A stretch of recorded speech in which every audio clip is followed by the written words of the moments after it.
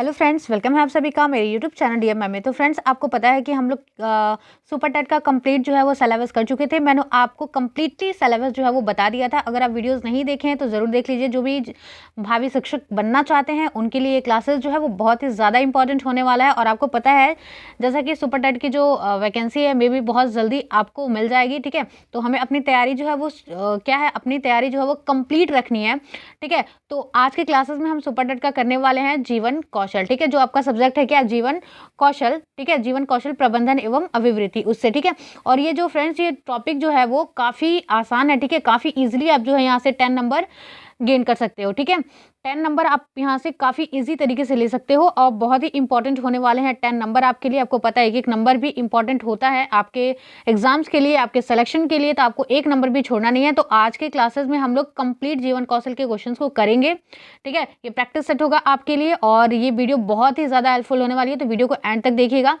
तो चलिए स्टार्ट करते हैं क्लासेस। तो पहला क्या है कि प्रबंधन व नियोजन के संदर्भ में कौन सा कथन जो है वो सत्य है। पहला क्या है, किसी कार्य को संबंधित व्यक्तियों के द्वारा पारस्परिक सहयोग से कुशलता पूर्वक संपन्न करने की प्रक्रिया ही प्रबंधन है। दूसरा क्या दिया है, पूर्व निश्चित लक्ष्यों की प्राप्ति के लिए तथा भविष्य में किए जाने वाले कार्यों के लिए योजना निर्माण की प्रक्रिया ही नियोजन है। नेक्स्ट क्या कह रहा है कि किसी भी कार्य में कम से कम संसाधनों की सहायता से अधिकतम लाभ एवं गुणात्मक उपलब्धि बेहतर नियोजन व प्रबंधन से ही संभव है या उपयुक्त सभी। तो फ्रेंड्स, ये जो सारे स्टेटमेंट दिए हुए हैं आपके तीन, ये सारे के सारे सही हैं। तो ऑप्शन नंबर हमारा डी सही हो जाएगा, उपयुक्त सभी। ठीक है, और फ्रेंड्स अगर आपको इसका पीडीएफ चाहिए तो आप मेरे टेलीग्राम से जुड़ जाना। ठीक है, और इंस्टा से भी जुड़ जाना। और ये इसका जो पीडीएफ है वो मैं आपको टेलीग्राम पे सेंड कर दूंगी। ठीक है, और टेलीग्राम पे जो है टेलीग्राम पे आपको और भी मैं जो भी क्लासेस कराती हूँ उसका पीडीएफ आपको काफ़ी इजीली तरीके से मिल सकता है। तो आप वहाँ से जुड़ना बिल्कुल भी ना भूलें। और अगर आपको वीडियो हेल्पफुल लगती है तो चैनल को सब्सक्राइब जरूर कीजिएगा अगर आप चैनल पर न्यू है तो, और वीडियो को लाइक कीजिएगा, ज़्यादा से ज़्यादा शेयर कर दीजिएगा। ठीक है, चलिए देखते हैं क्वेश्चन नंबर नेक्स्ट। और ऐसे ही मैं सारे सब्जेक्ट का सुपर टेट के जितने भी आपके 14 सब्जेक्ट हैं सारे के सारे काम मैं कंप्लीटली आपको करा दूंगी यहाँ से प्रैक्टिस सेट, ताकि आपको कोई भी प्रॉब्लम एग्जाम में ना आए। ठीक है, चलिए, और अगर आप कहोगे, आपकी डिमांड होगी कि मैम टॉपिक करा दो, तो मैं आपको टॉपिक भी करा दूंगी। ठीक है, चलिए नेक्स्ट देखते हैं। विद्यालय प्रबंधन का मुख्य दायित्व किसका होता है। ठीक है, किसका होता है, प्रबंधन का होता है, प्रधानाचार्य का होता है या शिक्षक का होता है। तो आप सभी को पता है कि जो इसमें दायित्व होगा विद्यालय के प्रबंधन करने का, अगर बात कर रहे हैं तो दायित्व किसका होगा, इसमें प्रबंधन का भी होगा, प्रधानाचार्य का भी होगा और क्या होगा, शिक्षक का भी होगा। उसके साथ जो उसमें कर्मचारी होंगे उनका भी होगा, छात्र जो स्टूडेंट होंगे उनका भी होगा, अभिभावक का भी होगा, और भौतिक संसाधन शिक्षण प्रक्रियाएं आदि निहित है। इन सबको गतिशील बनाए रखने में प्रबंधन की जो भूमिका है वो महत्वपूर्ण है। तो ऑप्शन नंबर हमारा क्या सही हो जाएगा, ऑप्शन नंबर हमारा डी जो है वो सही हो जाएगा। ठीक है, इसी के साथ नेक्स्ट क्वेश्चन पे बढ़ते हैं। क्वेश्चन नंबर 3 है हमारा। इसमें पता है फ्रेंड्स, इसमें 175 क्वेश्चन हैं। ठीक है, इससे ज़्यादा भी हो सकते हैं आपको। तो अगर ये वीडियो बहुत ज़्यादा लॉन्ग हो जाती है तो मैं इसका सेकंड पार्ट भी आपको, मतलब ये जितना देर का होगा, जितना क्वेश्चन हो सकेगा मैं कोशिश करूँगी ज़्यादा लॉन्ग ना हो। और उसके बाद से अगर ये फर्स्ट वीडियो होगा हमारा, अगर लॉन्ग हो गया तो मैं यहीं पर वीडियो रोक दूंगी, मतलब बीच में, और फिर जो नेक्स्ट क्लास में मैं दूंगी तो ये 175 क्वेश्चन आपको कंप्लीट करा दूंगी। ठीक है, मतलब 2 वीडियोज़ में आपको कंप्लीट क्वेश्चन इसके मिल जाएंगे 175। ठीक है, तो क्वेश्चन नंबर 3 क्या है कि विद्यालय प्रबंधन की प्रमुख विशेषताएं कौन सी हैं। पहला क्या है, विद्यालय प्रबंधन में लचीलापन हो। दूसरा क्या है, विद्यालय प्रबंधन में व्यवहारिकता हो। नेक्स्ट क्या कह रहा है, राष्ट्र की सामाजिक, राजनीतिक तथा दार्शनिक नीतियों एवं मूल्यों के अनुरूप हो या उपयुक्त सभी।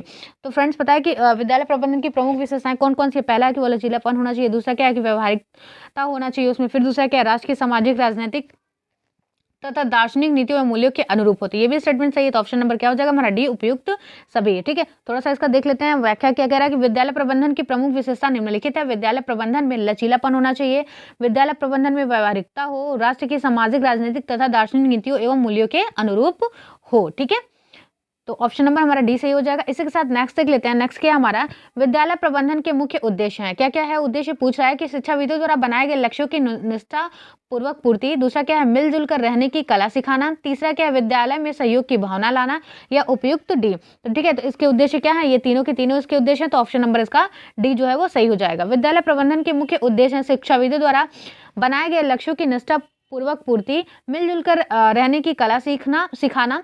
नेक्स्ट क्या है, विद्यालय संबंधी गतिविधियों तथा कार्यों का संचालन तथा संयोजन। नेक्स्ट क्या है, विद्यालय में सहयोग की भावना लाना तथा जटिल कार्यों की सुलभता आदि। फिर क्या है, विद्यालय प्रबंधन की महत्वपूर्ण कार्य विद्यालय का सफल संचालन करना। आपको पता है जो विद्यालय प्रबंधन का महत्वपूर्ण जो वर्क है वो क्या है, विद्यालय का संचालन, सफल संचालन करना, क्योंकि इसके अभाव में विद्यालय का प्रभावपूर्ण संचालन क्या है, असंभव है। चलिए बढ़ते हैं क्वेश्चन नंबर नेक्स्ट की तरफ। तो क्वेश्चन नंबर नेक्स्ट क्या है हमारा कि विद्यालय प्रबंधन की गुणवत्ता सुधार हेतु किन बातों का अनुकरण जो है वो करना चाहिए। ठीक है, किन किन बातों का अनुकरण करना चाहिए। तो पहला कह रहा है कि शिक्षा का प्रजातांत्रिक दर्शन। दूसरा कह रहा है योग्यता एवं क्षमता के अनुरूप कार्य की स्वतंत्रता। ऑप्शन नंबर सी क्या कह रहा है अनुकूलन तथा स्थायित्व। ऑप्शन नंबर डी क्या कह रहा है उपयुक्त सभी।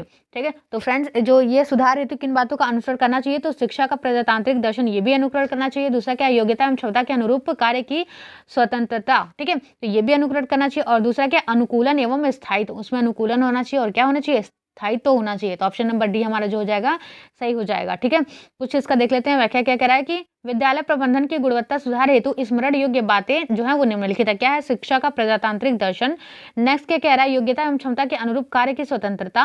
नेक्स्ट क्या कह रहा है शिक्षा प्रक्रिया छात्र केंद्रित। और फिर क्या कह रहा है विद्यालय प्रबंधन उद्देश्य केंद्रित और लचीलापन और क्या अनुकूलन तथा स्थायित्व। ठीक है, जो मैंने अभी आपको ऊपर बताया। चलिए बढ़ते हैं क्वेश्चन नंबर नेक्स्ट की तरफ कि शिक्षा प्रणाली की मूल इकाई जो है वो किसे माना गया है।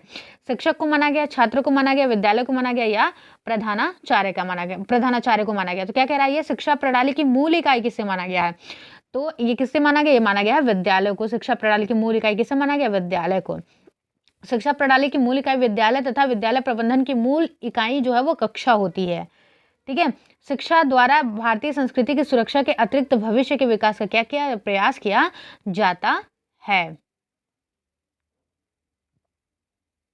चलिए नेक्स्ट देख लेते हैं किसी विद्यालय का मूल्यांकन किस आधार पर किया जाता है। ठीक है, किसी कोई मान लीजिए कोई विद्यालय उसका मूल्यांकन जो बोल रहा है वो किस आधार पर किया जाता है। पहला क्या ऑप्शन दे रहा है कि विद्यालय की इमारत पर, ये तो नहीं होगा। ऑप्शन नंबर बी क्या है मानवीय मूल्यों के विकास में विद्यालय का योगदान। फिर क्या है हॉल शिक्षक अनुपात। फिर नेक्स्ट क्या कह रहा है कि छात्रों के उत्तीर्ण का प्रतिशत। ठीक है फ्रेंड्स, आपको जैसा कि पता अगर आप सीटेट दियोगे यूपी टेट दियोगे तो आपको वहां पे क्या करना रहता है, जो भी नेगेटिव पॉइंट होते हैं ना उनको हम क्या कर देते हैं सबसे पहले ही हटा देते हैं ऑप्शन से। ठीक है, तो आप यहाँ पे मतलब सभी जगह आप इस चीज को अप्लाई जरूर करना। तो विद्यालय की इमारत कैसे हो सकता है, तो यहाँ पे ये आंसर वैसे ही गलत हो गया। ठीक है, परसेंटेज की बात हम नहीं कर सकते हैं। और दूसरा क्या कह रहा है मानवीय मूल्यों के विकास में विद्यालय का योगदान, यहाँ पे क्या है सबसे पॉजिटिव पॉइंट हमारा यही है। और किसी विद्यालय का मूल्यांकन किस आधार पर किया जाता है, तो मानवीय मूल्यों के विकास में विद्यालय के योगदान से। ठीक है, इसी के आधार पर किया जाता है। तो ऑप्शन नंबर हमारा बी जो है वो सही हो जाएगा। चलिए नेक्स्ट देखेंगे।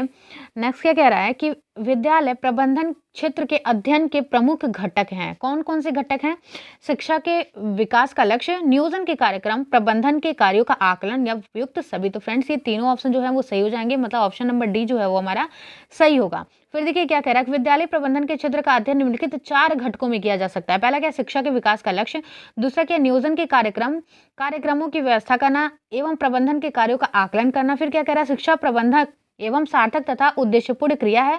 विद्यालय प्रबंधन का क्षेत्र प्रबंधन के अंतर्गत वे सभी शैक्षिक परियोजनाएं आती हैं जो प्रजातंत्र की आवश्यकताओं की क्या करती हैं, पूर्ति करती हैं। ठीक है, चलिए बढ़ते हैं क्वेश्चन नंबर नेक्स्ट की तरफ। क्वेश्चन नंबर 9 क्या कह रहा है कि किसी विद्यालय में भौतिक संसाधन के प्रमुख अंग हैं। ठीक है, अब आपसे अंग पूछ रहा है कि प्रमुख अंग क्या क्या है। पहला क्या कह रहा है विद्यालय प्रयोगशाला भवन। ठीक है, फिर दूसरा क्या कह रहा है शौचालय। फिर देखते हैं नेक्स्ट क्या कह रहा है शैक्षिक उपकरण। और डी कह रहा है उपयुक्त सभी। तो इसका ऑप्शन के आंसर क्या हो जाएगा, उपयुक्त सभी। विद्यालय में भौतिक संसाधनों के प्रमुख अंग निम्नलिखित हैं, विद्यालय भवन, विद्यालय छात्रावास भवन।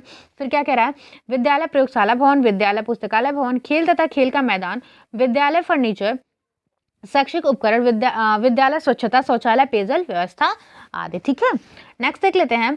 नेक्स्ट क्या कह रहा है विद्यालय भवन के प्रमुख आकार में कौन सम्मिलित नहीं है। विद्यालय भवन के प्रमुख आकार में कौन सम्मिलित नहीं है। तो फ्रेंड्स विद्यालय भवन के प्रमुख आकार में जो है वो जेड जो है वो सम्मिलित नहीं है। तो फिर देख लेते हैं इसमें सम्मिलित क्या क्या है। तो देखिए विद्यालय भवन के अनेक प्रकार होते हैं जिनमें क्या है IEHUTLY आकार प्रमुख होती है। कौन कौन सी आपको दिख रही होगी, IEHUT और क्या L और Y। ठीक है, आकार प्रमुख होता है। इसमें ई आकार अधिक व्यवहारिक होता है। ई जो होता है वो क्या होता है, अत्यधिक व्यवहारिक होता है। एक आदर्श विद्यालय भवन अत्यंत विशाल एवं विस्तृत हो, इसकी कलाकृति जो है वो आकर्षक लगने वाली हो तथा इसमें छात्रों की चलने फिरने की पूर्ण सुविधा होती है। ठीक है, चलिए क्वेश्चन नंबर नेक्स्ट देखते हैं क्या कह रहा है। छात्रों के लिए छात्रावास की प्रमुख उपयोगिता है, क्या क्या उपयोगिता है देख लेते हैं। पहला क्या कह रहा है, सामूहिक जीवन जीने की कला को विकसित करना, बिल्कुल सही बात है ये। नेक्स्ट क्या कह रहा है, भावी जीवन के लिए सहयोग व साहचर्य स्थापित करना, बिल्कुल ये भी सही है। फिर नेक्स्ट क्या कह रहा है, आत्मनिर्भरता के साथ जीवन व्यतीत करना, तो ये भी बिल्कुल सही है। तो ऑप्शन नंबर हमारा क्या हो जाएगा, उपयुक्त सभी, मतलब ऑप्शन नंबर डी जो है वो हमारा सही हो जाएगा। ठीक है, डिस्क्रिप्शन इसका देखते हैं क्या कह रहा है। ये क्या कह रहा है, डिस्क्राइब क्या कह रहा है कि छात्रावास छात्रों में सामूहिक जीवन जीने की कला विकसित करने का उपयुक्त स्थल है। यहाँ पर विद्यार्थी भावी जीवन के लिए सहयोग, साहचर्य और आत्मनिर्भरता का जीवन व्यतीत करना क्या करते हैं, सीख जाते हैं। क्वेश्चन नंबर नेक्स्ट देखते हैं, प्रयोगशाला की प्रमुख उपयोगिता है, क्या है, सिद्धांतों को परखने में। नेक्स्ट क्या कह रहा है, सिद्धांतों को पुष्ट करने में। ऑप्शन नंबर सी क्या कह रहा है, समलोचनात्मक दृष्टिकोण विकसित करने में, या उपयुक्त सभी। तो इसका आंसर भी क्या हो जाएगा, उपयुक्त सभी। ये सारे के सारे ऑप्शन जो है वो आपके सही हैं। सिद्धांतों को परखने व पुष्ट करने के लिए, सिद्धांत निर्माण हेतु आवश्यक प्रक्रिया जानने के लिए, समालोचनात्मक दृष्टिकोण विकसित करने के लिए प्रयोगशालाओं की क्या होती है, आवश्यकता जो है या फिर होती है। चलिए क्वेश्चन नंबर नेक्स्ट देख लेते हैं कि पुस्तकालय के महत्व में शामिल है। तो पुस्तकालय के महत्व में क्या क्या शामिल है, ऑप्शन देख लेते हैं। यह विद्यालय की भौतिक प्रयोगशाला है। ऑप्शन नंबर बी देख लेते हैं, विद्यालय में भौतिक क्रियाओं पर विभिन्न विद्वानों के ज्ञान का पठन व मनन द्वारा परीक्षण।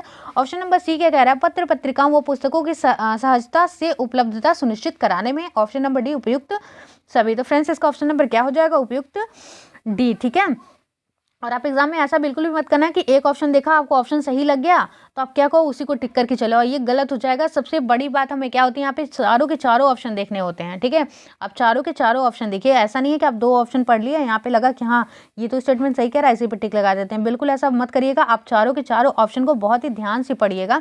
उसके बाद से अगर उपयुक्त सभी आ रहा है तो बिल्कुल वही आंसर दीजिए। आपकी चारों स्टेटमेंट सही है तो आप उपयुक्त सभी पे क्लिक करिए। ठीक है, मतलब उस पर आप क्या करो, गोला करो। अदरवाइज अगर जो चारों में से बेस्ट ऑप्शन है उसको आपको चूज करना होता है। ठीक है, देखते हैं इसका क्या कह रहा है। ये व्याख्या इसकी क्या है कि पुस्तकालय विद्यालय की बौद्धिक जो है प्रयोगशाला है, जहां बौद्धिक क्रियाओं पर विभिन्न विद्वानों के ज्ञान का पठन व मनन द्वारा परीक्षण होता है। विद्यालय में पत्र पत्रिकाओं की व्यवस्था जो है पुस्तकालय में की जाती है, जहां क्या कह रहा है, जहां विभिन्न प्रकार के पत्र पत्रिकाओं का अध्ययन छात्र करते हैं। खेल का बालकों के शारीरिक विकास में महत्वपूर्ण योगदान होता है, आप सभी को पता है। खेल की क्रियाओं द्वारा स्वस्थ शरीर का विकास होता है। प्रत्येक विद्यालय में छात्रों के चरित्र विकास की दृष्टि से तथा शैक्षिक कार्यक्रम की गुणात्मकता की दृष्टि में पुस्तकालय क्या है, बहुत ही महत्व रखती है, मतलब बहुत ही महत्वपूर्ण है। फिर नेक्स्ट क्या कह रहा है, समाज का लघु रूप किसे कहा जाता है। इंपॉर्टेंट क्वेश्चन है, एग्जाम में बार बार क्वेश्चन पूछा जाता है। छोटा सा ही क्वेश्चन है लेकिन आपको घुमा देता है, तो आप ऐसा बिल्कुल भी मत करना। आप यहाँ पे क्लियर कर लेना कि जो समाज का लघु रूप है वो किसे कहते हैं। ऑप्शन नंबर ए क्या कह रहा है, परिवार। ऑप्शन नंबर बी क्या कह रहा है, परिवेश। ऑप्शन नंबर सी क्या कह रहा है, विद्यालय। और ऑप्शन नंबर डी क्या कह रहा है, माता पिता। तो फ्रेंड्स समाज का जो लघु रूप है वो किसे कहते हैं, वो कहते हैं विद्यालय को। चलिए क्वेश्चन नंबर नेक्स्ट तक लेते हैं। शिक्षक अपनी शिक्षण अधिगम प्रक्रिया को प्रभावशाली बनाने के लिए जिन शैक्षिक सामग्रियों का प्रयोग करता है उसे कहते हैं।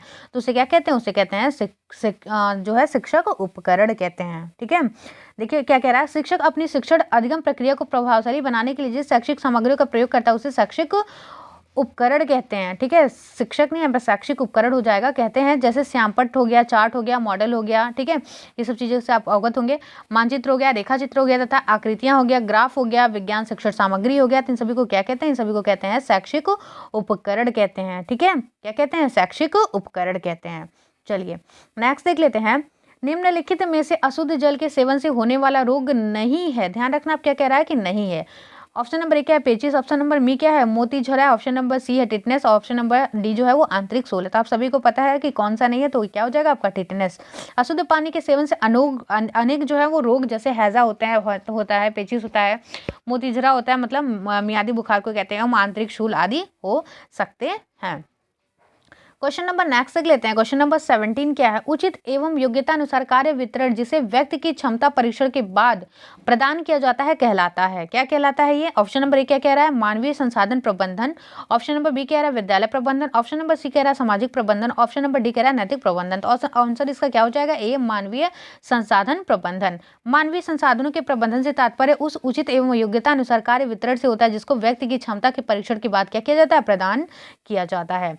चलिए ऑप्शन नंबर नेक्स्ट की तरफ बढ़ते हैं, मतलब क्वेश्चन नंबर नेक्स्ट हमारा 18, विद्यालय में मानवीय संसाधन प्रबंधन के प्रमुख अंग कौन कौन से हैं? तो कौन कौन से हैं? प्रधानाध्यापक है, छात्र एवं समुदाय है, अध्यापक है, उपयुक्त सभी। आप सभी को पता है कि मानवीय संसाधन प्रबंधन के प्रमुख अंग कौन कौन से, ये सभी हैं, तो ऑप्शन नंबर डी हमारा सही हो जाएगा। देखते हैं, विद्यालय में मानवीय संसाधन प्रबंधन के प्रमुख अंग निम्नलिखित हैं, कौन कौन से? प्रधानाध्यापक है, अध्यापक है, छात्र एवं समुदाय होंगे, ग्राम शिक्षा समिति, शिक्षक अभिभावक संघ और छात्र शिक्षक संघ। क्वेश्चन नंबर नेक्स्ट से कह रहा है कि प्रधानाध्यापक में किन किन गुणों का होना आवश्यक है? बहुआयामी भूमिका होना चाहिए, नेतृत्व की क्षमता होना चाहिए, तो दोनों सही लग रहा है, ठीक है, दोनों सही है। फिर नेक्स्ट कह रहा है मानवीय संबंध स्थापित करने की क्षमता होना चाहिए, मोस्ट इंपॉर्टेंट है ये लाइन, मानवीय संबंध स्थापित करने की क्षमता, ये भी होना चाहिए, तो ऑप्शन नंबर सी भी हमारा सही हो गया। और क्या कह रहा है ऑप्शन नंबर डी, उपयुक्त सभी, तो उपयुक्त जो है वो सभी सही हो जाएगा, मतलब ऑप्शन नंबर डी। प्रधानाध्यापक में निम्नलिखित गुणों का होना आवश्यक है, बहुआयामी भूमिका, सुगमकर्ता, कुशल, प्रेरणादायक, नेतृत्व की क्षमता करने आना चाहिए उनमें। फिर क्या? मानवीय संबंध स्थापित करने की क्षमता होना चाहिए, कुशल प्रशासक होना चाहिए एवं समय प्रबंधक आदि। शिक्षक शब्द शिक्ष प्लस धातु से बना है, जिसका अर्थ होता है सीखना और सिखाना, ठीक है। तो आपसे कभी पूछ ले कि शिक्षक शब्द जो है वो किस शब्द धातु से बना था, क्या कहोगे? शिक्षक शब्द जो शिक्ष धातु से बना, उसका अर्थ क्या होता है? सीखना अथवा सिखाना। नेक्स्ट लेते हैं, एक सफल शिक्षक के प्रमुख गुण कौन से हैं? ठीक है, सहनशीलता, सांवेगिक स्थिरता, प्रयोगात्मक दृष्टिकोण, उपयुक्त सभी। तो यहाँ पे क्या हो जाएगा? उपयुक्त सभी, मतलब वो सहनशील भी होना चाहिए, सांवेगिक स्थिरता भी उसमें होना चाहिए और प्रयोगात्मक दृष्टिकोण तो होना ही चाहिए, ठीक है। तो क्या है? अध्यापक को अध्ययनशील होना चाहिए, शिक्षण के विषय एवं विधियों में नवीनतम परिवर्तनों से परिचित होते रहने की जिज्ञासा अध्यापक में बनी रहनी चाहिए, अध्यापक में सहनशीलता एवं सांवेगिक स्थिरता होनी चाहिए, अध्यापक का दृष्टिकोण प्रयोगात्मक होना चाहिए, ठीक है। चलिए नेक्स्ट क्वेश्चन पे बढ़ते हैं। क्वेश्चन नंबर नेक्स्ट क्या कह रहा है? शिक्षक के प्रमुख कार्यों में होते हैं, क्या क्या होते हैं? छात्रों के विषय में पर्याप्त सूचना रखकर उसकी समस्याओं का समाधान करना चाहिए, बिल्कुल करना चाहिए जी, तो ये तो सही हो गया। नेक्स्ट देख लेते हैं, छात्रों को उपयुक्त कक्षा कार्य एवं गृह कार्य देकर निरीक्षण करना चाहिए, ये भी ठीक है। फिर ऑप्शन नंबर सी क्या कह रहा है? छात्रों की मानसिक आयु व व्यक्तिक भिन्नता को ध्यान में रखते हुए सुझाव देना चाहिए, बिल्कुल जी ऐसा ही सुझाव देना चाहिए, तो इसका ऑप्शन नंबर जो डी सही हो जाएगा हमारा, उपयुक्त सभी। शिक्षक के प्रमुख कार्य छात्रों के विषय में पर्याप्त जानकारी रखकर उसकी व्यक्तिगत एवं सामाजिक समस्याओं के समाधान में सहयोग करना, अपने छात्रों को उपयुक्त कक्षा कार्य एवं गृह कार्य देकर समय से निरीक्षण करना तथा सुझाव देना आदि है, ठीक है। चलिए बढ़ते हैं क्वेश्चन नंबर नेक्स्ट की तरफ। क्वेश्चन नंबर नेक्स्ट से कह रहा है कि शिक्षण प्रक्रिया में कितने घटक होते हैं? तो कितने घटक होते हैं? तो ये होते हैं 3 घटक। कौन कौन से होते हैं? शिक्षक होता है, छात्र होता है और पाठ्य पुस्तक होते हैं। ये आपने अगर BEd DLEd कुछ भी किया हुआ है, ठीक है, तो ये आपको पढ़ने के लिए मिला होगा, काफी अच्छा ये चैप्टर था, ठीक है, कि कौन कौन होता है। एक होता है शिक्षक और बीच में क्या होता है? बीच में होता है स्टूडेंट, ठीक है, और क्या होती है हमारी? ये पाठ्य पुस्तक होती है, मतलब सिलेबस जो भी है आपका पाठ्यक्रम वो, ठीक है। नेक्स्ट देख लेते हैं, समुदाय क्या है? शैक्षिक उपकरण है, शैक्षिक प्रतिमान है, सक्रिय शैक्षिक संस्था या फिर शैक्षिक सूत्र है। तो समुदाय क्या है? ये है आपका सक्रिय शैक्षिक संस्था। चलिए बढ़ते हैं क्वेश्चन नंबर नेक्स्ट की तरफ कि शिक्षण अधिगम में सहायक सामग्री का महत्व है, मतलब जो उसमें हम शिक्षण अधिगम करते समय जो सहायक सामग्री का यूज करते हैं उसका महत्व क्या है। पहला क्या बोल रहा है कि शिक्षण को प्रभावी व ज्ञानवर्धक बनाने में, सही है जी। फिर नेक्स्ट है शिक्षण को मनोरंजक व रोचक बनाने में, शिक्षण को जो कार्य हो रहा है वो मनोरंजक हो, रोचक आए, ताकि बच्चे जो है वो बोरिंग फील ना करें। फिर नेक्स्ट क्या कह रहा है? शिक्षण को व्यवहारिक व सुबोध बनाने में, उपयुक्त सभी। तो आंसर क्या हो जाएगा? उपयुक्त सभी, ठीक है फ्रेंड्स। और मैं आपसे फिर से कह रही हूँ कि इसका जो PDF है वो मैं अपने टेलीग्राम पे सेंड कर दूंगी, तो आप टेलीग्राम से जुड़ना बिल्कुल भी मत भूलें। आप चाहो तो इंस्टा पे भी फॉलो कर सकते हो, वहाँ पे भी आपको बहुत अच्छी अच्छी चीज़ें मिल जाएंगी पढ़ने के लिए, ठीक है। चलिए नेक्स्ट क्या है इसका व्याख्या कि सहायक सामग्री का प्रयोग शिक्षण को प्रभावी, रोचक, व्यवहारिक तथा सुबोध बनाने में सहायक होता है। नेक्स्ट क्या कह रहा है? लर्निंग कॉर्नर किसे कहते हैं? शिक्षण प्रविधि को, ट्यूशन को, सीखने का कोना को, शिक्षण सूत्र को। तो लर्निंग कॉर्नर जो किसे कहते हैं? वो कहते हैं सीखने के कोना को, ठीक है। लर्निंग कॉर्नर का शाब्दिक अर्थ है सीखने का कोना, जिससे यह स्पष्ट होता है कि विद्यालय का वह स्थान विशेष जो सीखने में सहायता प्रदान करता है लर्निंग कॉर्नर कहलाता है। नेक्स्ट देख लेते हैं, प्राथमिक कक्षाओं हेतु पाठ्यक्रम के क्या गुण होने चाहिए, ठीक है। प्राथमिक कक्षा की बात की जा रही है यहाँ पे। हेतु पाठ्यक्रम में क्या गुण होने चाहिए? चित्र रंगीन व आकर्षक हो, जी बिल्कुल होना चाहिए। फिर नेक्स्ट कह रहा है बच्चों को स्वयं से सीखने के अवसर हो, ठीक है, मतलब हम तो ज़्यादा ये कहते हैं ना कि करके सीखो, ठीक है, यही स्टेटमेंट ही हमारा क्या है कि करके सीखो। बच्चा जितना करेगा उतना ज़्यादा वो सीखेगा, तो बच्चों को स्वयं सीखने की क्या करनी चाहिए? हमें अपॉर्चुनिटी देनी चाहिए कि वो स्वयं से सीखे, करे, जितनी गलतियाँ करेगा उतना ज़्यादा वो क्या करेगा? उस चीज़ को सीखेगा। नेक्स्ट क्या है? सीखे हुए ज्ञान के स्व मूल्यांकन के अवसर होती है, ये भी होना चाहिए। तो ऑप्शन नंबर हमारा जो डी होगा वो क्या हो जाएगा? सही हो जाएगा। फिर देखते हैं क्या कह रहा है, प्राथमिक कक्षाओं की पाठ्य पुस्तकों के निम्नलिखित गुण होने चाहिए। क्या होने चाहिए? चित्र रंगीन और आकर्षक हो, पाठ्य वस्तु सुस्पष्ट बोलचाल की सहज भाषा में हो, बच्चों को अपने आप सीखने के अवसर हो, बच्चों को अपने आप सीखे ज्ञान का स्व मूल्यांकन के अवसरों को खुद अपना जो है वो मूल्यांकन कर सके। नेक्स्ट है, पाठ्य वस्तुओं से बच्चों को प्रोत्साहित एवं जिज्ञासु बनाया जा सकता है। चलिए नेक्स्ट क्वेश्चन देख लेते हैं कि सर्व शिक्षा अभियान के अंतर्गत प्राथमिक विद्यालयों को प्रदत्त अनुदान कितना प्राप्त होता है? तो कितना प्राप्त होता है 5,000। ठीक है, सर्व शिक्षा अभियान के अंतर्गत प्राथमिक विद्यालयों को प्रति वर्ष 5,000 एवं उच्च प्राथमिक विद्यालयों को 7,000 प्रति वर्ष अनुदान के रूप में दिया जाता है। ठीक है, ऑप्शन नंबर नेक्स्ट देख लेते हैं। क्वेश्चन नंबर हमारा नेक्स्ट क्या है? क्वेश्चन नंबर 28 है कि सर्व शिक्षा अभियान के अंतर्गत प्राथमिक विद्यालय के शिक्षकों को प्रति वर्ष शिक्षण अधिगम सामग्री के लिए कितना ग्रांट प्रदान किया जाता है? ऑप्शन नंबर ए है 500 रुपये, ऑप्शन नंबर बी है 400 रुपये, ऑप्शन नंबर सी है 300 रुपये, ऑप्शन नंबर डी है 200 रुपये। ठीक है, तो आंसर हमारा क्या हो जाएगा? आंसर हो जाएगा ए। ठीक है, मतलब 500 रुपये। ठीक है, ऑप्शन नंबर क्या हो जाएगा हमारा? ए, 500 रुपये। देखते हैं, सर्व शिक्षा अभियान द्वारा प्राथमिक एवं उच्च प्राथमिक स्तर पर प्रत्येक शिक्षक को 500 प्रति वर्ष TLM मतलब शिक्षण अधिगम सामग्री के निर्माण हेतु दिए जाते हैं। पाठ्यक्रम के अनुसार अपने दैनिक कार्यों को योजनाबद्ध तरीके से संचालित करने के लिए विद्यालय जो व्यवस्था करता है उसे समय सारणी कहते हैं। ठीक है, चलिए क्वेश्चन नंबर नेक्स्ट देख लेते हैं। क्वेश्चन नंबर नेक्स्ट क्या है कि पाठ्यक्रम के अनुसार अपने दैनिक कार्यों को योजनाबद्ध तरीके से संचालित करने के लिए विद्यालय जो व्यवस्था करता है उसे कहते हैं। ठीक है, क्या कहते हैं? विद्यालय प्रबंधन, समय सारणी, शैक्षिक प्रबंधन और या फिर शिक्षण अधिगम। तो ऑप्शन नंबर क्या हो जाएगा? बी, समय सारणी। ठीक है, ऑप्शन नंबर क्या हो जाएगा? बी, समय सारणी। निर्धारित पाठ्यक्रम को निर्धारित समय पर मतलब समय सारणी में पूरा कर सकेंगे। पाठ्यक्रम से संबंधित समस्त विषयों एवं क्रियाकलापों को उनके सापेक्षिक महत्व के अनुसार उचित समय प्रदान कर सकें। अध्यापकों को उनकी योग्यता, क्षमता एवं रुचि के अनुसार कार्य का वितरण करना चाहिए। चलिए क्वेश्चन नंबर नेक्स्ट देख लेते हैं कि समय सारणी के प्रकार हैं। तो समय सारणी के प्रकार क्या क्या हैं देखते हैं। कक्षावार समय सारणी। दूसरा क्या कह रहा है? अध्यापक वार समय सारणी। ऑप्शन नंबर सी क्या कह रहा है कि लिखित कार्यों के मूल्यांकन की समय सारणी या फिर उपयुक्त सभी। तो आंसर क्या हो जाएगा? उपयुक्त सभी। चलिए देख लेते हैं इसका जो व्याख्या वो क्या है कि समय सारणी के निम्नलिखित प्रकार हैं। कौन कौन से प्रकार हैं? कक्षावार समय सामग्री सारणी, कक्षावार समय सारणी, अध्यापक वार समय सारणी, पाठ्य सहगामी क्रियाकलापों की समय सारणी, अध्यापकों के रिक्त घंटों की समय सारणी, लिखित कार्यों के मूल्यांकन की समय सारणी, कार्यानुभव और खेलकूद की सदनवार समय सारणी, समय सारणी के द्वारा विभिन्न विषयों, क्रियाओं आदि पर उनके महत्व के अनुसार निर्धारित समय का विभाजन करके विद्यालय के निर्धारित समय को अधिकाधिक उपयोगी बनाया जाता है।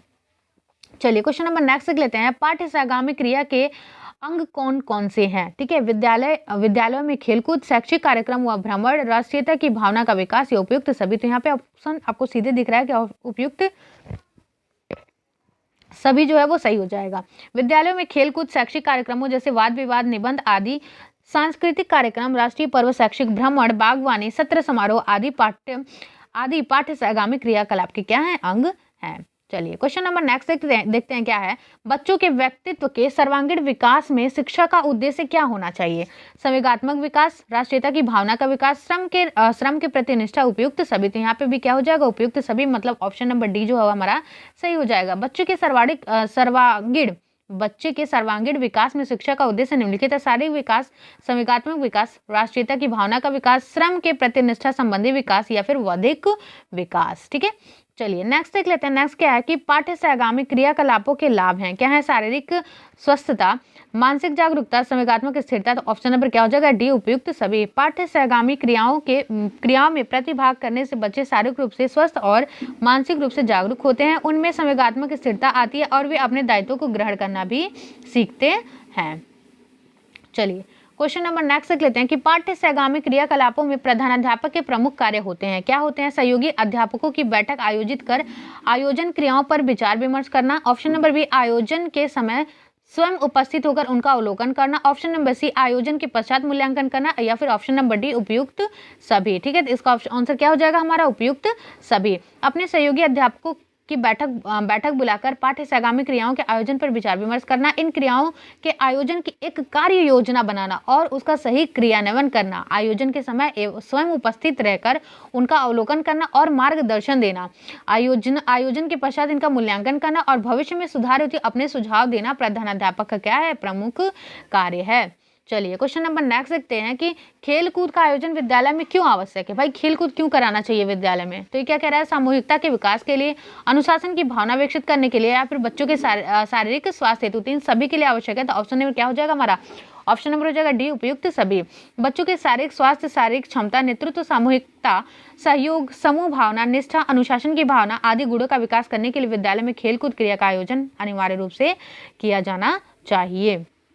चलिए क्वेश्चन नंबर नेक्स्ट देखेंगे।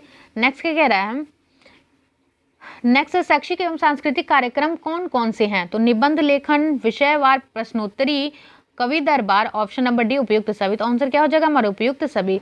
शैक्षिक एवं सांस्कृतिक कार्यक्रमों में वाद विवाद, कविता पाठ, भाषण, कवि दरबार, निबंध लेखन, अंताक्षरी, समूह गान, लोकगीत, लोक नृत्य, नाटक, देश गान, नृत्य, विषयवार प्रश्नोत्तरी आदि क्रियाएं शामिल हैं। चलिए क्वेश्चन नंबर नेक्स्ट देख लेते हैं। क्वेश्चन नंबर नेक्स्ट क्या है, नेक्स्ट है हमारा शैक्षिक एवं सांस्कृतिक कार्यक्रमों से छात्रों को क्या लाभ होता है। चिंतन, स्मरण शक्ति, तर्क शक्ति, उपयुक्त सभी। तो ऑप्शन क्या हो जाएगा हमारा डी, उपयुक्त सभी। नेक्स्ट देख लेते हैं, शैक्षिक एवं सांस्कृतिक कार्यक्रमों से छात्रों में चिंतन, स्मरण, तर्क, विश्लेषण, आत्म प्रदर्शन आदि गुणों का क्या होता है, विकास होता है। क्वेश्चन नंबर नेक्स्ट देख लेते हैं, राष्ट्रीय पर्व हमें संदेश देते हैं। राष्ट्रीय पर्व जो हमें क्या संदेश देते हैं पूछ रहा है, राष्ट्रीय एकता की, भातृत्व की, बंधुता की, उपयुक्त सभी की। तो ऑप्शन क्या हो जाएगा हमारा डी, उपयुक्त सभी। आपको पता ही है कि राष्ट्रीय पर्व हमें राष्ट्रीय एकता एवं भाईचारे का क्या करते हैं, संदेश देते हैं। चलिए क्वेश्चन नंबर नेक्स्ट देख लेते हैं। क्वेश्चन नंबर 39, क्वेश्चन नंबर 39 हमारा क्या है कि शैक्षिक भ्रमण के उद्देश्य क्या है। शैक्षिक सामग्री का संग्रह करना, ठीक है। शैक्षिक भ्रमण के उद्देश्य क्या क्या है, तो पहला क्या दे रहा है, शैक्षिक सामग्री का संग्रह करना। ऑप्शन नंबर बी क्या कह रहा है, प्रत्यक्ष अवलोकन द्वारा पठन सामग्री को स्पष्ट रूप से समझाना। ऑप्शन नंबर सी क्या कह रहा है कि भ्रमण के दौरान स्थान विशेष की समस्याओं से अवगत होना, या ऑप्शन नंबर डी उपयुक्त सभी। तो आंसर क्या हो जाएगा हमारा, उपयुक्त सभी। शैक्षिक भ्रमण के उद्देश्य निम्नलिखित हैं। शैक्षिक भ्रमण के दौरान उपलब्ध शैक्षिक सामग्री का संग्रह करना, प्रत्यक्ष अवलोकन द्वारा पठन सामग्री को अधिक स्पष्ट रूप से समझ सकना, भ्रमण के दौरान स्थान विशेष की समस्याओं से अवगत होना।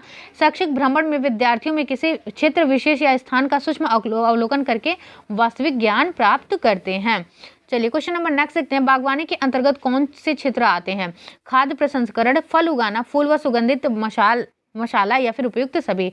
तो ऑप्शन जो हमारा हो जाएगा सही ऑप्शन, और वो हो जाएगा डी, मतलब सी, मतलब डी ऑप्शन सही हो जाएगा, उपयुक्त सभी। ठीक है, देखते हैं इसका क्या कह रहा है, ये व्याख्या इसकी थोड़ी सी देख लेते हैं कि बागवानी के अंतर्गत विविध प्रकार के फल, साग सब्जियां, जड़ एवं केंद्रीय फसल, पुष्प, मसाले, औषधि एवं सुगंधित पौधे, मशरूम, पान, मधुमक्खी पालन तथा खाद्य प्रसंस्करण जैसे विविध क्षेत्र हैं। बागवानी एक कलात्मक विज्ञान है।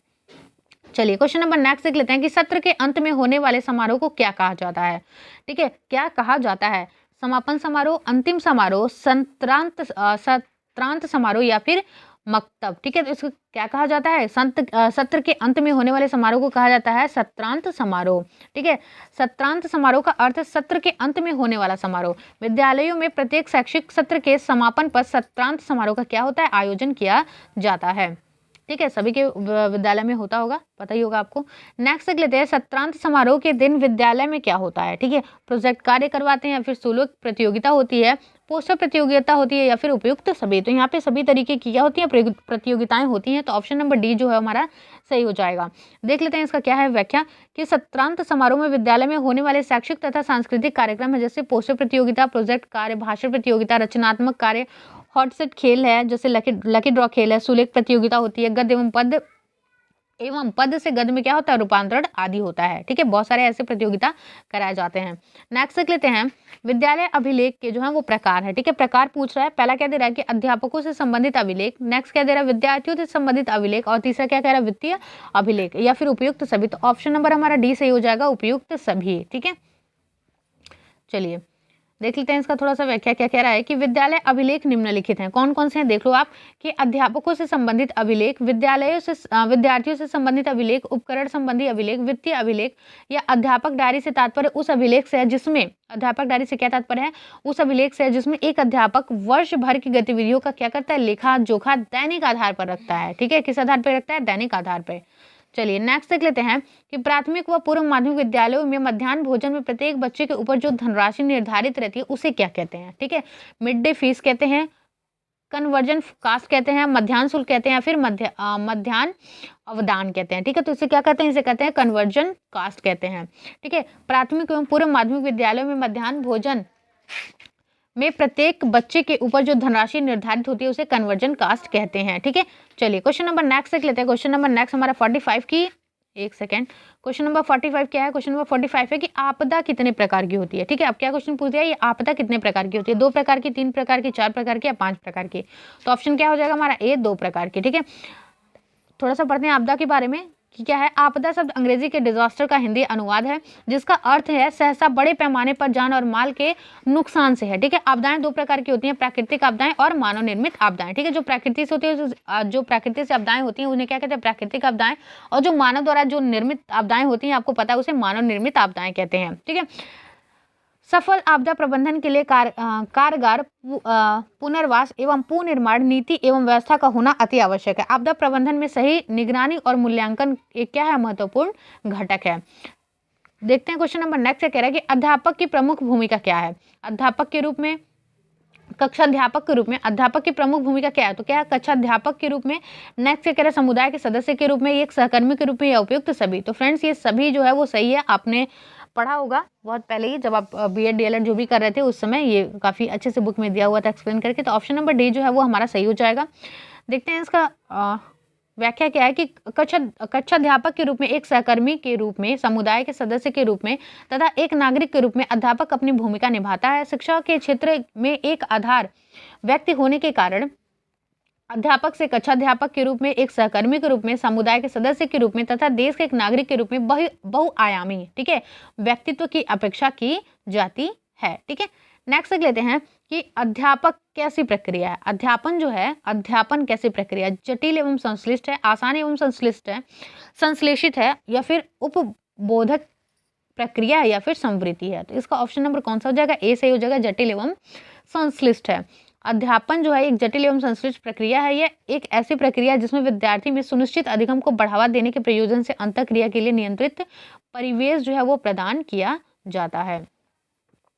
चलिए क्वेश्चन नंबर नेक्स्ट देख लेते हैं कि प्रबंधक के रूप में अध्यापक की क्या भूमिका किस चरण में होती है। ठीक है, शिक्षण पूर्व, या फिर शिक्षण प्रतियागत, या फिर शिक्षणोत्तर, या फिर उपयुक्त सभी। तो आंसर क्या हो जाएगा इसका, डी हो जाएगा, उपयुक्त सभी। शिक्षण पूर्व, शिक्षण प्रक्रियागत, शिक्षणोत्तर। ठीक है, प्रबंधक के रूप में अध्यापक की भूमिका का शिक्षण के उन 3 चरणों अर्थात शिक्षण पूर्व, शिक्षण प्रतियागत और क्या है, शिक्षणोत्तर से संबंध होता है।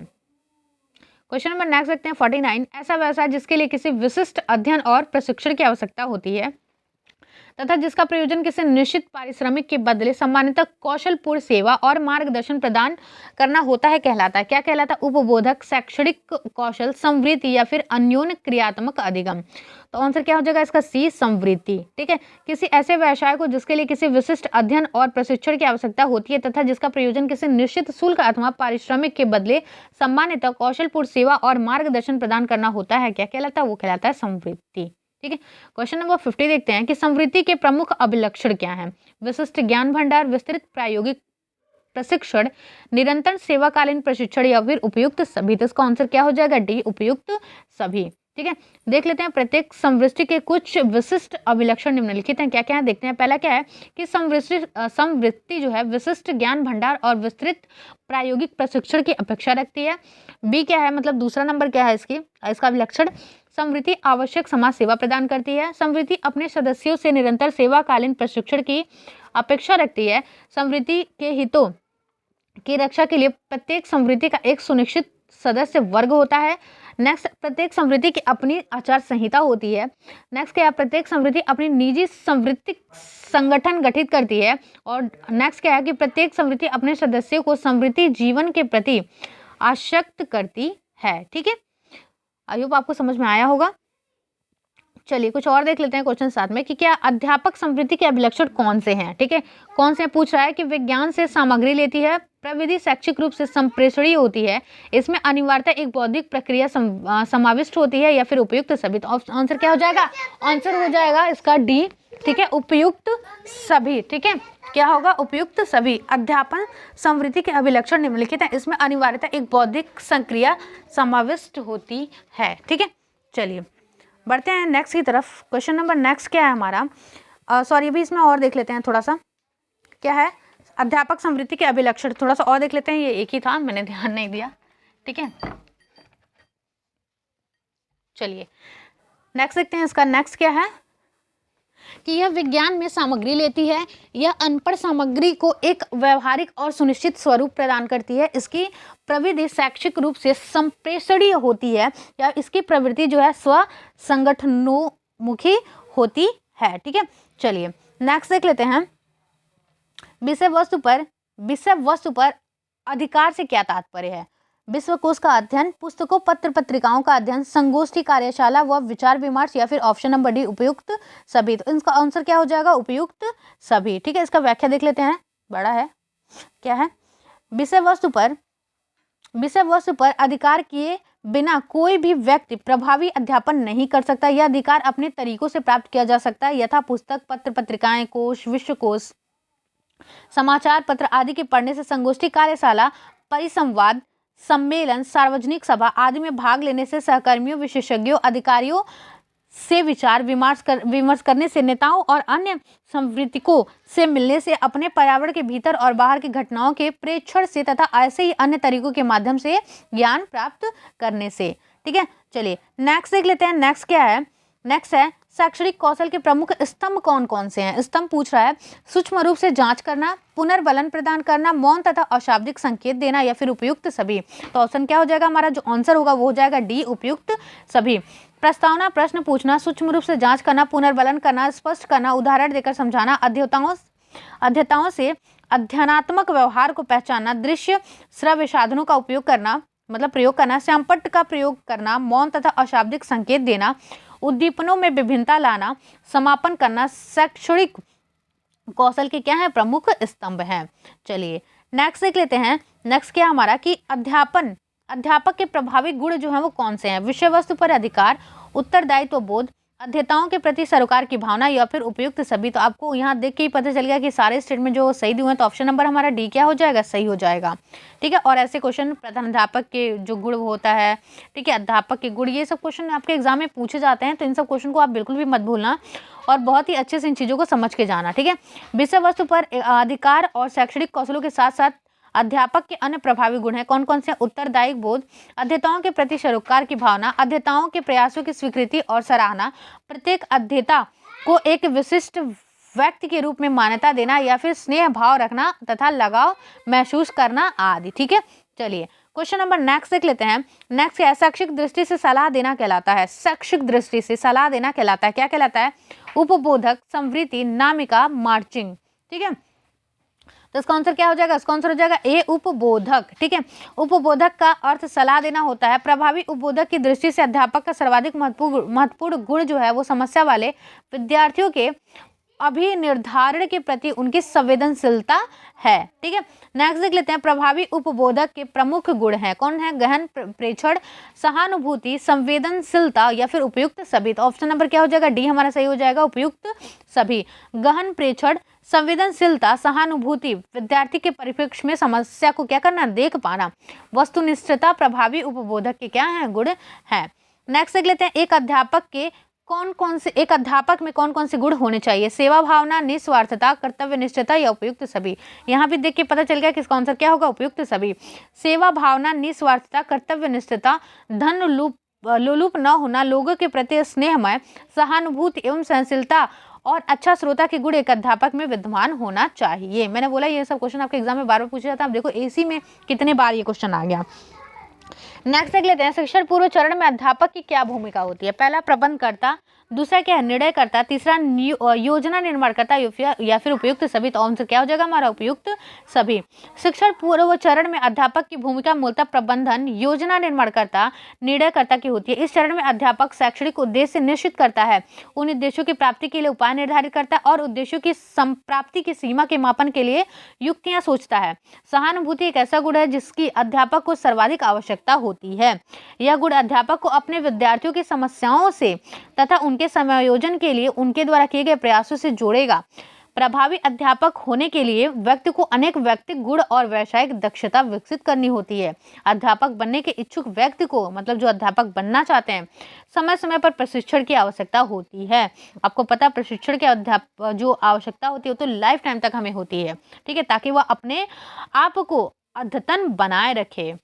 ठीक है, नेक्स्ट देखते हैं, अध्यापक शिक्षा के कितने चरण हैं। 5, 3, 8 या फिर 7। आंसर क्या हो जाएगा, 3 चरण हैं। कौन कौन से हैं। अध्यापक शिक्षा को एक सतत प्रक्रिया माना गया है जिसके 3 स्पष्ट तथा परस्पर संबंधित चरण हैं। ये चरण कौन कौन से हैं। सेवा पूर्व प्रशिक्षण, प्रेरक प्रशिक्षण और क्या सेवाकालीन प्रशिक्षण। ठीक है, चलिए क्वेश्चन नंबर नेक्स्ट देख लेते हैं। नेक्स्ट क्या हमारा कि वह विधि जिसमें अध्यापक अपेक्षित सैद्धांतिक ज्ञान के अतिरिक्त सामने आने वाली समस्याओं के बारे में व्यवहारिक अनुभव भी संचित करता है कहलाती है। क्या कहलाती है, कहलाती है कार्यशाला। सेवाकालीन अध्यापक प्रशिक्षण के लिए कार्यशाला एक अन्य प्रभावी विधि है जिसमें भाग लेने से अध्यापक अपेक्षित सैद्धांतिक ज्ञान के अतिरिक्त अपने सामने आने वाली समस्याओं के बारे में व्यवहारिक अनुभव भी संचित कर सकता है। ठीक है, चलिए क्वेश्चन नंबर नेक्स्ट देख लेते हैं कि विशिष्ट प्रकरणों के बारे में जानकारी देने के लिए शिक्षा से संबंधित संगठनों तथा प्रयुक्त एक सामान्य साधन जो है वो कहलाता है। क्या कहलाता है, परिचर्चा मतलब पैनल, संगोष्ठी, व्याख्यान या फिर कार्यशाला। तो ये क्या कहलाता है, कहलाता है संगोष्ठी। ठीक है, संगोष्ठी विशिष्ट प्रकरणों के बारे में जानकारी देने के लिए शिक्षा से संबंधित संगठनों द्वारा प्रयुक्त एक सामान्य साधन है। इसमें लघु समूह में परिचर्चा सत्र के उपरांत आलेख या संदर्शक व्याख्यान प्रस्तुत किया जा सकता है। चलिए क्वेश्चन नंबर नेक्स्ट देख लेते हैं। नेक्स्ट क्या हमारा, विशेषज्ञों का एक पैनल किसी समस्या के चुने हुए पक्षों पर अपने विचार प्रस्तुत करता है। तदुपरांत श्रोता वर्ग द्वारा प्रश्न पूछे जाते हैं तथा पैनल के सदस्य उनका उत्तर देते हैं। कौन से शिक्षण विधि कहलाती है, मतलब जो ये विधि है वो कौन से शिक्षण विधि कहलाएगी। नामिका, परिचर्चा, संगोष्ठी, व्याख्यान या फिर कार्यशाला। तो आंसर क्या हो जाएगा, नामिका परिचर्चा। ठीक है, नामिका मतलब पैनल। परिचर्चा में विशेषज्ञों का एक पैनल किसी समस्या के कुछ चुने हुए पक्षों पर अपने विचार प्रस्तुत करता है। तदुपरांत श्रोता वर्ग द्वारा प्रश्न पूछे जाते हैं और पैनल के सदस्य उनका उत्तर देते हैं। चलिए नेक्स्ट देख लेते हैं, विद्यार्थी पर किया गया मूल्यांकन किस जानकारी या सूचना का महत्वपूर्ण स्रोत है। कक्षा में अभिप्रेरण का, अधिगम अवसर का, कक्षा समरसता का या फिर उपयुक्त सभी का। तो ऑप्शन हमारा क्या हो जाएगा, डी सही हो जाएगा, उपयुक्त सभी। विद्यार्थियों द्वारा किया गया मूल्य निर्धारण कक्षा में अभिप्रेरण, अधिगम अवसर, अध्यापक और विद्यार्थी के बीच सौहार्द और संप्रेषण की मात्रा तथा कक्षा समरसता के बारे में जानकारी का क्या है, महत्वपूर्ण स्रोत होता है।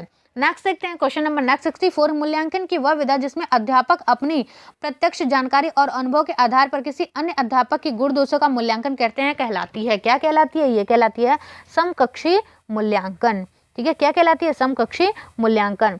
समकक्षी मूल्यांकन क्या है देख लेते हैं। समकक्षी मूल्यांकन वह है जिसमें अध्यापक अपनी प्रत्यक्ष जानकारी, ठीक है, प्रत्यक्ष रूप से जानकारी और अनुभव के आधार पर किसी अध्यापक के कार्य व्यवहार के गुण दोषों और महत्व का परीक्षण और मूल्यांकन करते हैं। अध्यापक को अधिगम परिणामों के बारे में सुस्पष्ट होना चाहिए क्योंकि उन्हीं के द्वारा निर्णय होता है कि अधिगम कार्यों का आयोजन जो है वो किस प्रकार किया जाना चाहिए। चलिए क्वेश्चन नंबर, ओहो एक सेकेंड, क्या हो गया। क्वेश्चन नंबर नेक्स्ट देखते हैं। 175 क्वेश्चन है टोटल। कितने क्वेश्चन मैंने करा दिया आपको, अभी तो बहुत कम कराए मैंने, लेकिन मैं पूरे करा दूंगी 2 वीडियोस में। ठीक है, 2 वीडियो में मैं पूरा का पूरा आपको कंप्लीट ही दे दूंगी।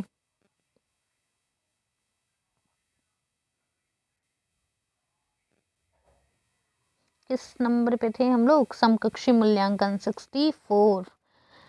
ये तो हो गया। क्वेश्चन नंबर 65 था हमारा कि अधिगम अनुभवों के आयोजनों में अध्येताओं का पूर्व ज्ञान जो है वो क्यों महत्वपूर्ण है? भातृत्व बढ़ाने के लिए, नए ज्ञान के उपार्जन के लिए, शिक्षण प्रविधि में या फिर शिक्षण कौशल के सुधार में?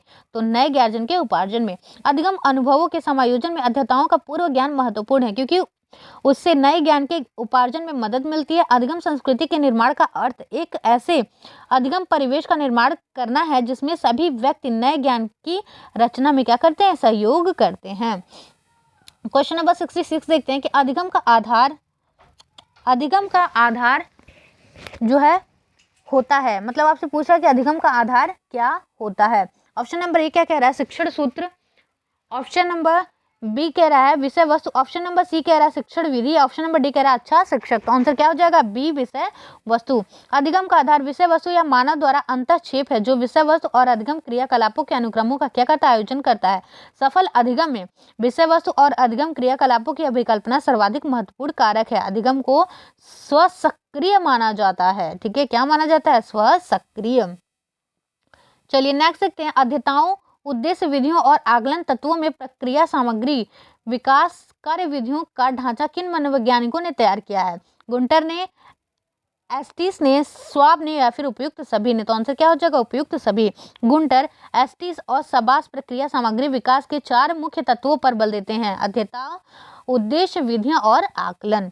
नेक्स्ट देखते हैं। छोटे बच्चों के विकास के लिए उपयुक्त सिद्धांत कौन से हैं? प्रगामी और व्यक्तिकृत, सक्रिय और सुगत, लक्ष्य समूह के लिए प्रासंगिक और या फिर ऑप्शन नंबर डी उपयुक्त सभी? तो आंसर क्या हो जाएगा हमारा? उपयुक्त सभी। छोटे बच्चों के विकास के लिए प्रमुख सिद्धांत कौन कौन से हैं देख लेते हैं। पहला क्या है? सरल, स्पष्ट और मूर्त डिजाइन, अधिगम निर्देशन, प्रगामी और व्यक्तिकृत, लक्ष्य समूह के लिए प्रासंगिक, एकीकृत क्रियाकलाप, सक्रिय और सुखद और क्या अनेक विकल्पों सहित क्या अन्वेषण। चलिए क्वेश्चन नंबर नेक्स्ट देख लेते हैं। नेक्स्ट क्या है कि अन्योन्य क्रियात्मक प्रक्रिया सामग्री अध्येताओं को किस प्रकार की सहभागिता के लिए क्या करती है? प्रेरित करती है। ऑप्शन नंबर ए क्या है? शिक्षण प्रतिमान। ऑप्शन नंबर बी क्या है? समस्या समाधान। ऑप्शन नंबर सी क्या है? संज्ञानात्मक सहभागिता। ऑप्शन नंबर डी क्या है? अन्वेषण। तो अन्योन्य क्रियात्मक प्रक्रिया सामग्री अध्येताओं को संज्ञानात्मक सहभागिता के लिए क्या करती है? अभिप्रेरित करती है। ऑप्शन नंबर सी क्या होगा? संज्ञानात्मक सहभागिता। नेक्स्ट देख लेते हैं। अन्योन्य क्रियात्मक अधिगम के प्रमुख जो है आरूप मतलब डिजाइन है, कौन कौन से हैं? 3, 5, 2 या फिर 8? तो आंसर क्या हो जाएगा कि 2 हैं। कौन कौन से हैं? रैखिक और साखित। ठीक है, ऑप्शन नंबर सी जो है वो हमारा सही हो जाएगा। चलिए क्वेश्चन नंबर नेक्स्ट देख लेते हैं। क्वेश्चन नंबर नेक्स्ट क्या है कि कृतंक अनुक्रिया रूपक दृष्टिकोण किसके सिद्धांतों पर आधारित है? व्यवहार परक मनोवैज्ञानिक, संज्ञानात्मक मनोविज्ञान, भाषात्मक मनोविज्ञान, कार्यात्मक मनोविज्ञान? तो आंसर क्या हो जाएगा हमारा? ये व्यवहार परक मनोविज्ञान। कृतंक अनुक्रिया रूपक व्यवहार परक मनोविज्ञान के सिद्धांतों पर आधारित है। इसका अभिलक्षण अध्येता का शैक्षणिक सामग्रियों के साथ प्रकट अन्योन्य क्रिया है। शैक्षणिक उद्दीपनों के प्रति अध्येता की अनुक्रिया को निश्चित रूप प्रदान करके अधिगम को बढ़ाया जाता है। क्वेश्चन नंबर नेक्स्ट देखते हैं। प्रक्रिया सामग्री डिजाइन करते समय किन रीतियों को ध्यान में रखना चाहिए? मोस्ट इंपॉर्टेंट क्वेश्चन है ये। क्या रखना चाहिए? ऑप्शन नंबर ए क्या कह रहा है? उद्देश्य को स्पष्ट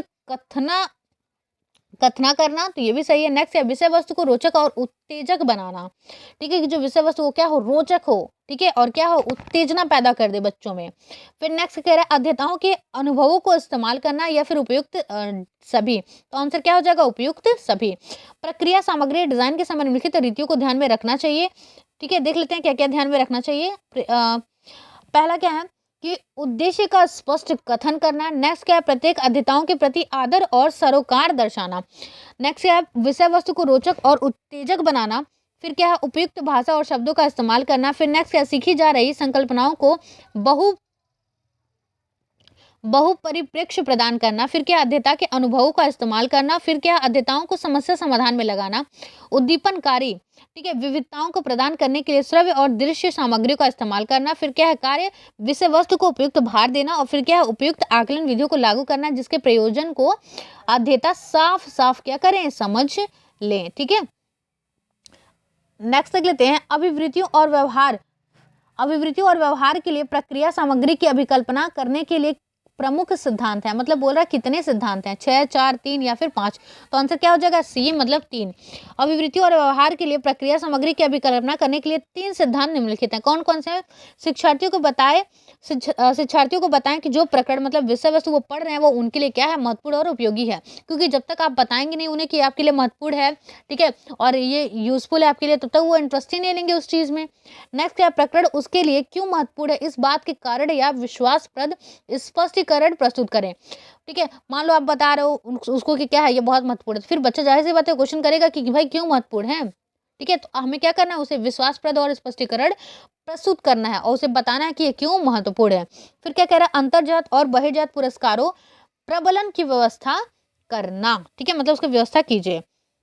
नेक्स्ट देख लेते हैं, अध्यापकों के प्रमुख रूप से समवृत्ति कार्यकलापों में क्या शामिल है।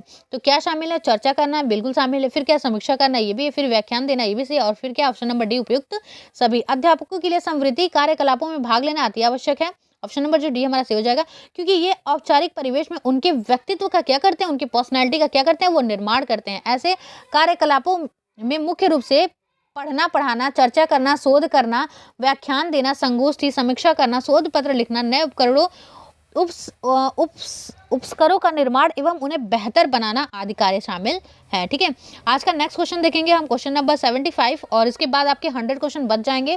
ठीक है, 100 क्वेश्चन बच जाएंगे तो मैं उसको नेक्स्ट वीडियो में मैं आपको क्या कर दूंगी, सारा कंप्लीट करा दूंगी। ठीक है, क्योंकि आज थोड़ा सा वॉइस बहुत ज़्यादा आ रही है तो इससे आपको डिस्टर्बेंस होगा, तो इस वजह से मैं सोच रही हूँ कि अच्छे से मैं आपको करा दूंगी। तो क्वेश्चन नंबर 75 के अध्यापक अपने प्रशिक्षण और विकास के लिए मुख्य रूप से किस संस्थान पर निर्भर हैं। ठीक है, ऑप्शन नंबर क्या है, एनसीईआरटी पे, राष्ट्रीय शैक्षिक योजना एवं प्रशासन संस्थान पे, इग्नू पे और एनसीईआरटी पे। तो ऑप्शन नंबर क्या हो जाएगा हमारा ए। अध्यापक अपने प्रशिक्षण और विकास के लिए मुख्य रूप से सरकारी या औपचारिक संस्थान जैसे राष्ट्रीय शैक्षिक अनुसंधान एवं प्रशिक्षण परिषद और राष्ट्रीय शैक्षिक योजना एवं प्रशासन संस्थान पर निर्भर है। ओके फ्रेंड्स, आज के लिए इतना ही। इसका जो मैं पीडीएफ है वो मैं अपने टेलीग्राम पे सेंड कर दूंगी, तो आप वहाँ से वीडियो को ले लेना। आज के लिए इतना ही, फिर मिलते हैं नेक्स्ट वीडियो के साथ, जिसमें मैं आपको पूरे के पूरे कंप्लीट करा दूंगी जीवन कौशल। आज के वीडियो में हम लोगों ने 75 किया, नेक्स्ट में हम लोग 100 कर देंगे तो 175 आपका कंप्लीट हो जाएगा। उसके बाद से जो एग्जाम में आए हुए हैं जितने भी क्वेश्चन जीवन कौशल से, उसमें के सारे मैं आपको करा दूंगी। ठीक है, फिर आज के लिए इतना ही, फिर मिलते हैं नेक्स्ट वीडियो के साथ। Thanks for watching.